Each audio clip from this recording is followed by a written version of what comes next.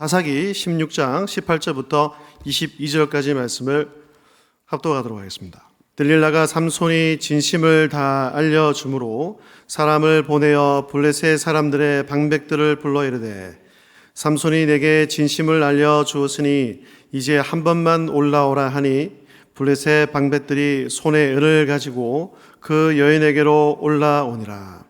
들릴라가 삼손에게 자기 무릎을 베고 자게 하고 사람을 불러 그의 머리털 7가닥을 밀고 괴롭게 하여 본즉 그의 힘이 없어졌더라.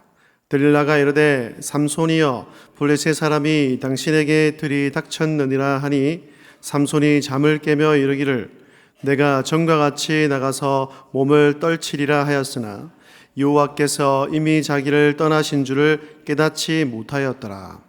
블레셋 사람들이 그를 붙잡아 그의 눈을 빼고 끌고 가사에 내려가 놋줄로 매고 그에게 옥에서 맷돌을 돌리게 하였더라.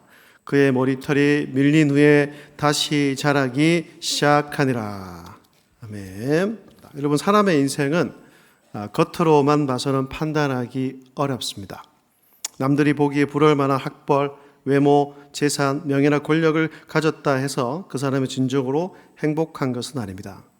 한꺼풀만 벗기고 들어가 보면 사람은 다 가슴 속이 아프고 힘든 가시 하나씩은 가지고 살고 있습니다. 저는 요즘 나이를 한 살 한 살 먹어가면서 우리 성도님들의 사는 형태의 어떤 상황들을 접하면서 그것을 더 많이 느낍니다. 그래서 모든 사람은 하나님을 절실히 필요로 합니다. 하나님이 필요하다는 얘기예요. 다른 말로 하나님이 필요하지 않은 사람은 이 세상에 단 한 사람도 없다는 것이죠. 아무리 인간적 조건이 화려해도 그 속사정은 아무도 모릅니다. 때로는 막강한 힘을 가진 권력자, 억만금을 가진 부자라 해도 어찌할 수 없는 위기에 빠질 수 있는 게 우리네 인생이지 않습니까? 그런데 기억하십시오. 오히려 그때가 하나님의 은혜를 강하게 경험하는 기회가 될 수 있다는 겁니다. 그 위기가 하나님을 만나는 통로가 될 수 있다는 거죠. 그 위기로 인해 하나님을 다시 찾게 되고 하나님을 더 깊이 만날 수 있게 되는 것입니다. 하나님은 갈급한 마음으로 부르짖는 자를 절대로 외면하지 않으십니다. 겸손한 마음은 은혜를 구하는 자에게 반드시 은혜를 베풀어 주십니다. 실패하고 좌절하고 넘어져도 괜찮습니다. 다시 일으켜 세우실 분이 하나님이심을 굳게 믿고 그분 앞에 나와 모든 것을 내려놓고 부르짖을 때 오늘도 이 시간 우리를 만나주시고 회복의 은혜를 풍성하게 내려 주실 줄로 믿습니다. 오늘은 사사 삼손에 대해서 잠시 살펴보겠습니다. 삼손에 관한 내용은 무려 4장에 걸쳐서 기록하고 있죠. 13, 14, 15, 16장.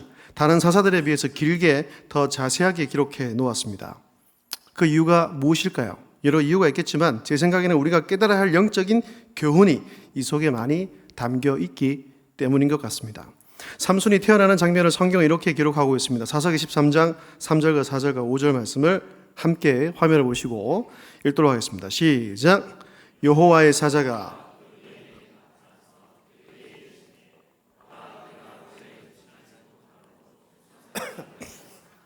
이제 임신하여 아들을 낳으리니 그러므로 너는 삼가 포도주와 독주를 마시지 말며 어떤 부정한 것도 먹지 말지니라. 보라, 네가 임신하여 아들을 낳으리니 그의 머리 위에 삭도를 대지 말라. 이 아이는 태에서 나음으로부터 하나님께 바쳐진 나실인이 됨이라. 그가 블레셋 사람의 손에서 이스라엘을 구원하기 시작하리라 하시니. 아멘. 그는 태어날 때부터 하나님이 거룩한 사람으로 구별된 나실인이었습니다. 이 나실인은 몇 가지 규칙이 있죠. 그는 포도주와 독주를 마시지 않아야 했고 시체를 가까이 하면 안 됩니다. 그리고 머리를 깎지 않아야 했습니다.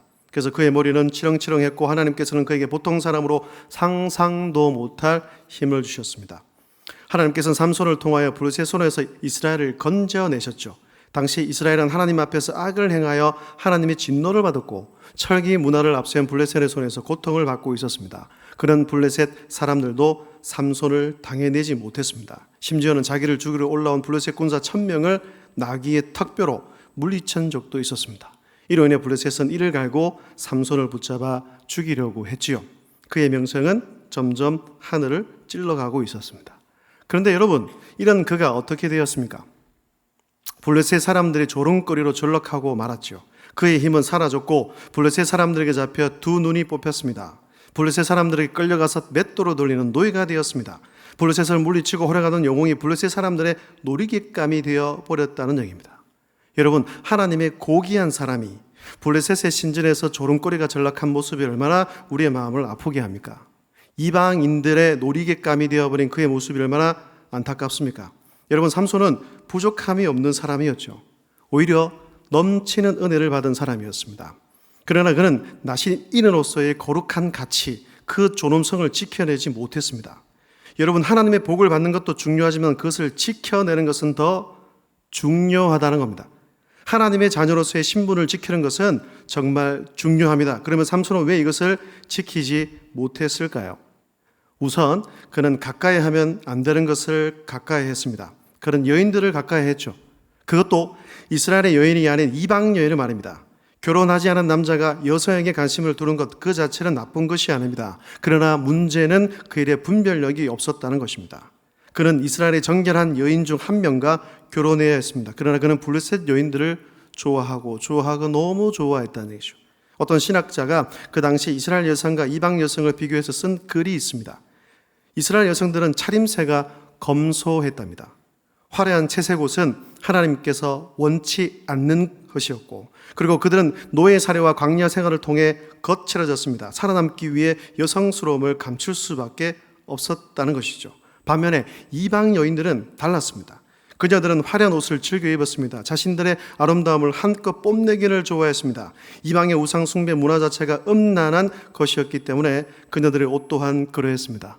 아무래도 거친 옷을 입은 이스라엘 여성들과 마음껏 치장한 이방 여성들은 많이 비교될 수밖에 없었겠죠. 지금도 마찬가지지 않습니까? 남자들은 시각적으로 약하기 때문에 꾸며서 오는 여자를 되게 좋아한다는 얘기죠. 이렇듯 삼손은 가까이 하면 안 되는 것을 가까이 했습니다. 수수한 차림의 이스라엘 여성보다는 화려하고 한껏 치장한 이방 여인에게 마음을 빼앗겼습니다. 그는 스시로 블레셋으로 출입했고 결국에는 기생 들릴라와 사랑에 빠지게 됩니다. 잘못된 만남, 잘못된 사랑을 하게 된 것이죠. 그녀에게 마음을 완전히 빼앗겨 버렸습니다. 그녀와의 만남은 삼손의 생애를 수렁으로 끌어들였습니다. 여러분, 가까이 하지 않아야 할 것을 가까이 한 결과가 무엇이었습니까? 말로 설명할 수 없을 정도로 비참했고 처참했습니다. 하나님께서는 일찍이 모세를 통하여 율법을 통해 이스라엘 남자는 이스라엘 여자와 이스라엘 여자는 이스라엘 남자와 결혼하도록 명하신 바가 있습니다. 그 이유, 가장 큰 이유는 다른 게 아닙니다. 이방 여인은 우상 숭배자이므로 반드시 이스라엘을 타락하게 할 것을 우려하셨기 때문입니다. 그러나 삼손은 보통 사람과 다른 특별히 이스라엘 백성들 가운데서 구별하고 또 구별해야 한 나신인이었음에도 불구하고 이것을 지키지 못했다는 얘기죠. 여러분, 멀리 할 것과 가까이 할 것을 구별하는 것은 지혜의 기본이고 우리가 사는 길입니다. 여러분, 우리는 예수님을 따르고 그분이 주신 말씀을 따라 사는 그리스도인입니다. 이 시대의 영적 나신인이라고도 말할 수가 있겠죠. 가까이 할 것과 멀리 할 것을 철저히 구분해야 합니다. 하나님의 뜻이 하는 것을 버리십시오. 가까이 하지 마십시오. 부정한 모든 것을 버려야 합니다. 악은 그 모양이라도 버리라고 성경 말씀이 우리에게 말씀하고 있지 않습니까? 그 대신 선하고 아름다운 것들과 가까이 하십시오. 무엇보다 말씀과 기도를 가까이 하시기를 바랍니다. 디모데전서 4장 5절은 이렇게 말하고 있죠. 하나님의 말씀과 기도로 거룩하여짐이라. 우리 마음을 거룩하고 아름다운 것들로 채워야 합니다. 그분의 거룩함을 닮아가는 방법 중에 이 두 가지보다 좋은 것은 없습니다. 말씀과 기도하는 일에 최선을 다하는 여러분 모두가 다 될 수 있기를 주님의 이름으로 축복합니다. 그리고 믿음의 식구들, 하나님의 부르심을 받은 공동체와 함께 하십시오. 옆에 있는 공동체 지체들을 귀하게 여기시고 그분들과 함께 이 시대와 나라, 교회와 가정의 문제를 끌어안고 고민하고 생각하고 하나님께 기도하는 여러분이 되셔야 한다는 겁니다. 제자도라는 책이 있습니다. 복음주의자로 평생을 살았던 영국의 신학자, 목회자였던 존 스토트 목사님이 마지막으로 88세에 90세에 소천하셨는데 수많은 주옥 같은 책을 썼지만 제일 마지막으로 책으로 제자도라는 타이틀을 가지고 그 책을 남기고 가셨다는 얘기예요. 그 책의 서문에 이런 말이 있습니다. 나는 모든 예수의 제자에게서, 그리고 특히 나 자신에게서 이런 제자도의 모습을 보고 싶다라고 적혔습니다. 그분이 얼마나 주님의 참된 제자로 살고 싶었는지를 이 문구 한 문구만 보더라도 충분히 엿볼 수가 있는 것입니다. 이 책은 제자의 8가지 특성에 대해서 말합니다. 다른 말로 하면 제자도의 핵심 자질 8가지입니다. 그 중에 첫 번째 자질이 불순응입니다. 예수님의 제자라면 절대로 순응하면 안 되는 것이 있다는 거죠. 제자로 살아간다면 마땅히 거절해야 하는 현대의 사상, 현대의 흐름, 현대의 풍조가 있다는 것입니다. 3가지인데 그 첫 번째는 다원주의입니다. 여러분, 다원주의는 절대적인 진리를 거부하죠. 유일성이 아닌 다양성을 중요시합니다. 모든 사상은 나름의 타당성이 있으며 동등한 존중을 받을 권리가 있다고 말합니다. 상호 배타적인 진리가 있음을 서로 인정해야 한다는 것이죠. 기독교 너희들이 말하는 것도 많고 내가 말하는 것도 많고 네가 믿는 신을 믿어도 천국 가고 내가 믿는 신으로 천국 간다는 것이 이 세상의 흐름이고 대세라는 겁니다. 따라서 기독교가 내세우는 예수 그리스도의 유일성, 절대 진리, 가치를 받아들이지 않습니다. 그래서 이 마지막 시대의 교회가 해야 될 사명 중 하나가 바로 진리를 수호하는 것입니다. 할렐루야! 교회는 진리를 말하고 지켜야 합니다. 복음의 유일성을 주장해야 한다는 것이죠. 사도행전 4장 12절입니다. 다른 이로서는 구원을 받을 수 없나니 저런 사람 중에 구원을 받을 만한 다른 이름을 우리에게 주신 일이 없음이라 하였더라. 세상은 예수님을 4대 성자 중 한 분, 위대한 예수라고 말하지만 우리 주님은 단순히 위대하신 분이 아닙니다.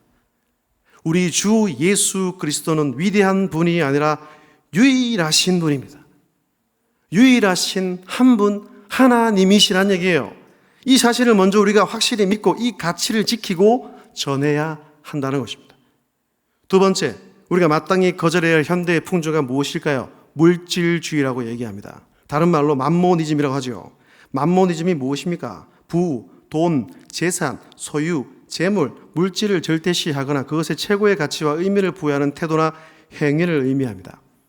맘모니즘은 어느 시대, 어느 사회에나 존재해 왔습니다. 그것은 종교 안에서도 발견이 되죠. 맘모니즘은 사회와 종교 모두를 부패하게 만드는 강력한 반사회적, 반종교적 힘을 갖고 있습니다. 역사는 그 사실을 우리에게 계속해서 증언하고 있지 않습니까? 정치 보십시오. 코인 때문에 난리가 났잖아요. 왜 그렇습니까? 다 돈이 그들을 잠식해먹는 신이 되어버렸기 때문입니다. 그럼에도 불구하고 오늘날에도 여전히 그 어느 때보다도 심각한 맘모니즘, 이 물질주의가 우리의 사회와 종교를 병들게 만들고 있습니다. 한국교회도 예외는 아닙니다. 문제는 한국교회가 우리 사회에 만연하는 이 맘모니즘의 풍태를 바로잡기는커녕 오히려 물들어 버렸다는 것입니다. 주님의 제자는 이 맘몬이라는 우상을 깨뜨려야 한다는 거예요. 맘모니즘 풍조를 몰아내는데 이 교회가 앞장서야 됩니다. 여러분, 오해하지 마십시오. 물질 자체는 나쁜 것이 아니죠. 물질, 돈을 만드신 분이 하나님이심을 우리는 믿습니다. 문제는 물질에 사로잡혀 있는 것이 문제입니다. 돈만 있으면 다 된다고 생각하는 사람들이 얼마나 많이 있습니까? 이 지방은 모르겠는데 서울의 청소년들 나중에 뭐 하고 싶냐 물어보면 건물주가 되고 싶대요.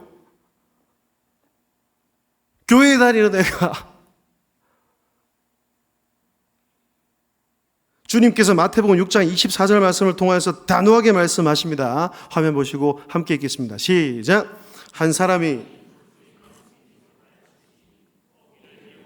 저를 사랑하거나 혹 이를 중히 여기고 저를 경히 여김이라. 너희가 하나님과 재물을 겸하여 섬기지 못하느니라. 아멘. 주님의 제자는 물질의 주인으로 삼고 살아서는 안 됩니다. 돈과 재물이 나를 지배하게 해서는 안 된다는 것입니다. 맘몬이라는 우상을 깨뜨리시기를 바랍니다. 그런 사회 풍조에 맞서서 싸우는 여러분이 되시기를 바랍니다. 주님의 제자, 신실한 주의 교회라면 달라야 하지 않겠습니까? 우리는 이 땅을 밟고 살아가지만 세상 사람들과 똑같이 살아서는 안 됩니다. 하나님의 자녀로, 무엇보다 하나님의 법으로 살아가는 사람들이에요. 세상의 주인이시고 물질의 주인이신 우리 하나님, 우리 주님을 최고로 여기고 그 하나님을 섬기는 일에 날마다 힘쓰고 성경적 가치를 가지고 악은 그 모양이라도 버리는 주의 신실한 제자가 다 되시기를 주님의 이름으로 축복합니다. 세 번째는 나르시시즘, 곧 자기 사랑입니다. 다른 말로 표현하면 자기애라고도 말할 수 있죠. 이 단어의 유래가 이렇습니다. 그리스 신화에 나오는 나르시스라는 청년이 있었는데 아주 잘생겼다고 합니다. 그런데 어느 날 연못에 비친 자기 모습을 보고 사랑에 빠져서 물속으로 몸을 기울이다가 익사하고 맙니다. 이로부터 나르시시즘은 지나친 자기애나 자애에 도취된 상태를 의미하게 되었습니다. 여러분, 성경은 자기 사랑, 자기애를 피하라고 말씀하죠. 다르게 표현하면 자기 사랑, 자기애를 죄라고 말씀하는 겁니다. 말세에 나타나는 현상 중 하나가 자기 사랑이지 않습니까? 디모데후서 3장 1절과 2절을 보십시오. 너는 이것을 알라. 말세에 고통하는 때가 이르러 사람들이 자기를 사랑하며 돈을 사랑하며 자랑하며 교만하며 비방하며 부모를 거역하며 감사하지 아니하며 거룩하지 아니하며. 자기 사랑은 절대로 성경적 가치가 아닙니다. 주님께서는 한 번도 자기를 사랑하라고 말씀하신 적이 단 한 번도 없으세요. 오히려 자기를 부인하라고 말씀하셨습니다. 자기 부인이야말로 기독교 신앙의 첫 출발이라고 할 수 있습니다. 자기 사랑은 자기 자랑, 자기 유익, 자기 영광, 자기 만족, 자아도취로 이어지게 되어 있습니다. 여러분, 만약 우리 교회 공동체가 그러하다면 어떻겠습니까? 하나님 나라를 이루어가는데 좋은 몸된 교회가 될 수 있겠습니까? 절대 그렇지 않습니다. 자기 사랑은 공동체를 망칩니다. 유익을 주기는커녕 서로 다투고 싸우게 만듭니다. 공동체를 올바르게 세우지 못하고 더 나아가 하나님의 나라를 올바로 세우지 못하게 하는데 방해가 된다는 겁니다.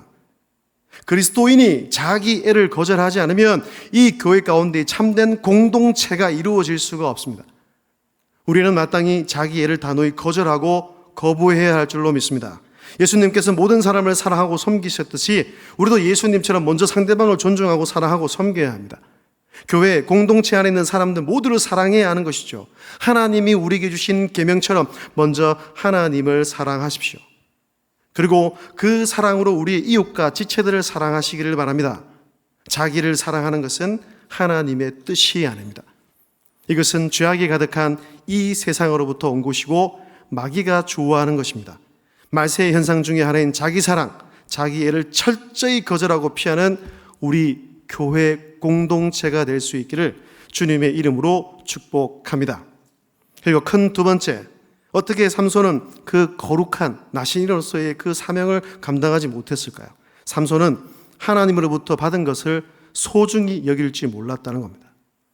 그의 힘의 비밀은 깎지 않는 머리카락에 있었죠. 그것은 하나님과 삼손만의 비밀, 어떻게 말하면 약속, 언약이라고도 표현할 수 있을 것 같습니다. 블레셋 사람들은 삼손의 힘을 없앨 비밀을 알아내려고 안간힘을 쓰고 있었죠. 그래서 그들은 들릴라를 위협했습니다. 반드시 삼손으로부터 그 비밀을 알아내라고 협박을 했습니다. 삼손도 처음에는 들릴라의 지배한 요구 앞에 거짓으로 대답을 하죠. 하나님과의 약속을 차마 말할 수가 없었습니다. 그러나 후에는 모든 것을 털어놓게 됩니다. 사사기 16장 17절 말씀을 보십시오. 함께 읽겠습니다. 시작. 삼손이 진심을 드러내어 이는 내가 모태에서부터 하나님의 나시린이 되었습니다. 만일 내 머리가 밀리면 내 힘이 내게서 떠나고 나는 약해서서 다른 사람과 같으니라 하니라. 아멘. 삼손은 진심으로 들릴라를 사랑했습니다. 그녀에게 마음을 완전히 빼앗겨버렸어요. 결국 자신의 비밀을 털어놓게 되지요. 삼손은 눈앞에 들릴라를 놓치지 않기 위해 하나님과의 비밀을 팔아넘겼습니다. 언약을 깨뜨렸습니다. 삼손은 마치 세상 쾌락을 위해 영혼을 파는 파우스트와 같았다는 얘기죠. 그녀 들릴라가 주는 기쁨을 위해 하나님께서 주신 가장 소중한 것을 넘겼습니다. 그 결과는 너무나 비참했습니다. 그가 하나님과의 소중한 것을 가볍게 여겼을 때 하나님께서도 그를 떠나셨지요. 16장 20절을 보십시오. 제가 읽겠습니다. 들릴라가 이르되 삼손이여 블레셋 사람이 당신에게 들이닥쳤느니라 하니 삼손이 잠을 깨며 이르기를 내가 전과 같이 나가서 몸을 떨치리라 하였으나 여호와께서 이미 자기를 떠나신 줄을 깨닫지 못하였더라. 여러분, 이 구절은 성경 전체를 통틀어서 아주 비극적인 장면 중 하나입니다. 하나님께서 자신을 떠나셨는데도 그것을 모르고 있다는 거예요. 하나님께 버림받았음에도 그것도 깨닫지 못하고 있는 영적 무지, 이것만큼 안타까운 것이 어디 있겠습니까? 우리 또한 너무 자만하지 말아야 합니다. 얼마든지 세상의 유혹을 이길 수 있다고 자신하지 마십시오. 날마다 정신을 차리고 삶과 주의하셔야 합니다. 성경 말씀이 이렇게 이야기하죠. 만물의 마지막에 가까이 왔으니 그러므로 너희는 정신을 차리고 근신하여 기도하라. 영적으로 늘 깨어서 마귀의 미혹을 물리칠 수 있기를 바랍니다. 예수님의 말씀처럼 뱀같이 지혜롭고 비둘기같이 순결한 주의 자녀가 되셔야 한다는 얘기입니다. 사랑하는 여러분, 우리의 믿음을 끝까지 지켜야 합니다. 그 어떤 달콤한 유혹 앞에서도 그 비밀을 포기해서는 안 됩니다. 하나님의 자녀라는 신분의 축복은 세상의 그 어떤 것과도 그 무엇과도 바꿀 수 없습니다. 주 예수님을 세상의 명예와 행복과 바꿀 수 없다는 것이죠. 영생의 비밀, 천국의 비밀을 한순간에 지나는 세상의 즐거움을 위해 버릴 수 없지 않습니까? 세상의 즐거움, 세상의 명예, 세상의 행복, 이런 것에 속지 마십시오. 하나님의 자녀라는 신분은 이 세상에서 가장 고귀한 것입니다. 사도 바울의 고백을 들어보십시오. 그러나 무엇이든 내게 유익하던 것을 내가 그리스도를 위하여 다 해로 여길 뿐더러 또한 모든 것을 해로 여김은 내 주 그리스도 예수를 아는 지식이 가장 고상하기 때문이라. 할렐루야. 하나님으로부터 받은 이 놀라운 축복을 가장 소중히 여기는 여러분이 되시기를 바랍니다. 그리고 끝까지 하나님의 자녀로서 믿음을 잘 지키고 이 시대의 영적인 나실인으로 참된 제자로 이 땅에서 거룩하게 살아가는 여러분 모두가 다 되시기를 주님의 이름으로 축복합니다. 그렇다면 마지막으로 삼손은 슬픈 영웅으로 처참히 실패한 인생으로 끝이 나는 걸까요? 그렇지는 않습니다.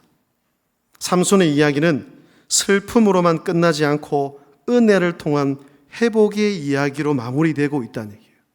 오늘 읽었던 본문 말씀 22절은 이미 그의 회복을 암시하고 있지요.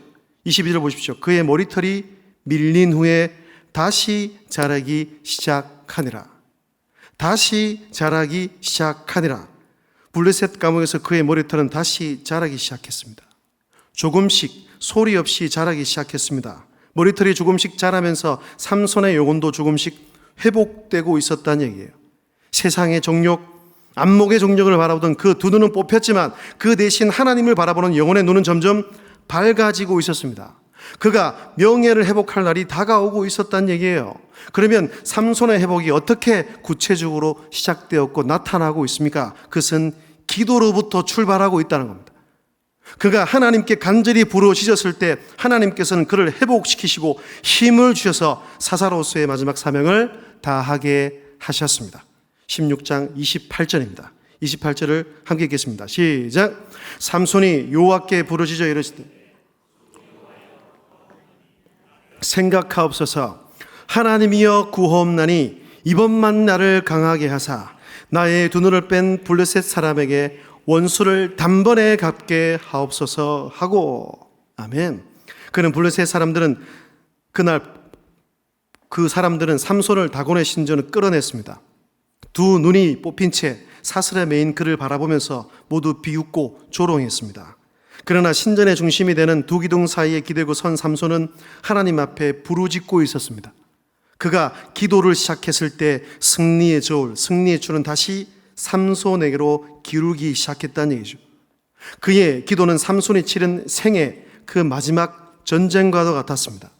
그는 블레셋 사람들이 섬기는 다곤의 신전 한복판에서 위대하고 살아계신 하나님께 기도했습니다.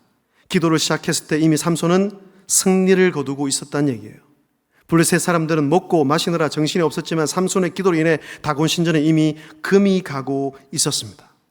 여러분, 이처럼 기도는 난공불락의 적진을 무너뜨리는 가장 큰 무기임을 믿으시기를 바랍니다. 기도하는 순간 이미 우리는 승리를 거두기 시작합니다. 그동안 삼손은 자신의 힘을 의지해서 싸웠습니다.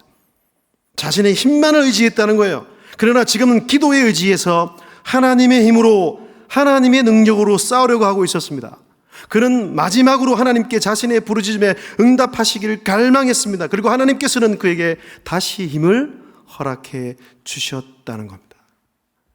실패, 또 실패하더라도 거기서 포기하면 안 됩니다. 하나님께 주시는 그 힘, 영혼의 회복을 믿고 그 자리에서 다시 한번 하나님께로 돌이키면 하나님께서 회복의 역사를 시작하신다는 겁니다. 여러분, 진정으로 회복되고 싶으십니까? 다시 승리자가 되고 싶으십니까? 그렇다면 기도부터 시작하십시오. 우리가 가장 먼저 할 일은 기도라는 것입니다. 기도야말로 성도에게 최고의 전략이요 최고의 무기입니다. 마귀는 기도하는 성도를 건들지 못합니다. 사랑하는 여러분, 기도로 복을 받으시기 바랍니다. 기도로 치유되시기를 바랍니다. 기도로 회복되시기를 바랍니다. 기도로 우리 교회가 부흥되기를 원합니다. 특히 영적인 부흥, 우리 영이 살아나고 영적 감각이 깨어나 영이 회복되는 놀라운 역사가 우리 교회 가운데에 충만히 임하게 되기를 주님의 이름으로 축복합니다. 진정으로 회복되기를 원한다면 하나님을 의지하고 신뢰하십시오. 힘을 달라고, 능력을 달라고, 지혜를 달라고 기도하십시오. 여호와 하나님 외에는 우리가 의지할 것이 없습니다. 우리는 주님 한 분밖에 없음을 기억해야 합니다. 28절 말씀을 제가 한번 더 읽겠습니다. 삼손이 여호와께 부르짖어 이르되 주 여호와여 구하옵나니 나를 생각하옵소서.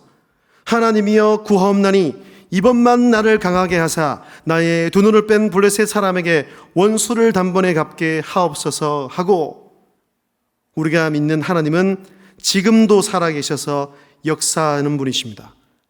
전능하신 하나님을 바라보고 의지하는 우리가 되어야 합니다. 마지막으로 온 힘을 다해 부르짖었을 때 하나님은 삼손을 기억하셨습니다. 오늘 이 밤에도 우리가 주시는 그 믿음을 가지고, 나약한 믿음이지만 하나님의 이름을 걸고 하나님께 부르짖며 나아갈 때 하나님께서는 우리를 기억해 주실 줄로 믿습니다. 그리고 일어날 힘을 주셨습니다. 그게 지난날의 실패를 많이 하고 믿음의 영웅답게 서게 하셨다는 것입니다. 우리에게도 그런 은혜가 임하게 될 줄로 믿습니다. 회복의 역사가 우리 가운데 일어나게 될 것입니다. 오늘 이 시간, 이 자리가 그 회복의 출발점이 되었으면 좋겠습니다. 그 출발점이 오늘 이 기도의 자리가 되기를 소원한다는 것입니다. 여러분, 위기와 고난을 통해 오히려 하나님을 더 깊이 만나고 경험하게 되기를, 그것을 뛰어넘어 우리 하나님의 능력을 경험할 수 있는 여러분들이 다 되시기를 주님의 이름으로 축복합니다.